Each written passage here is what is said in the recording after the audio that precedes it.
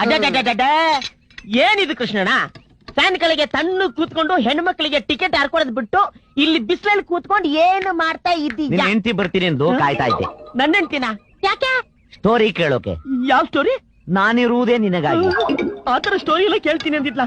ಮತ್ತಿನ್ನೇನಯ್ಯ, ಬಿಸ್ಲಲ್ಲಿ ಹರ್ಕೊಂಡ್ ನಾನು ಕೆಲಸ ಮಾಡ್ತಿದ್ರೆ ಏನ್ ಮಾಡ್ತಿದ್ದೀರಾ ಅಂತ ಕೇಳ್ತಿದ್ಯಲ್ಲ, ಬುದ್ಧಿದ್ಯಾ ನಿನ್ಗೆ? ನಾನು ಅಂದ್ಕೊಂಡೆ ಏನ್ ಕೆಟ್ಟೋಗಿದ್ಯಾ? ನೆಟ್ಗಿದ್ರೆ ರಿಪೇರಿ ಮಾಡ್ತೀರೇನಯ್ಯ. ಹೌದಲ್ವಾ?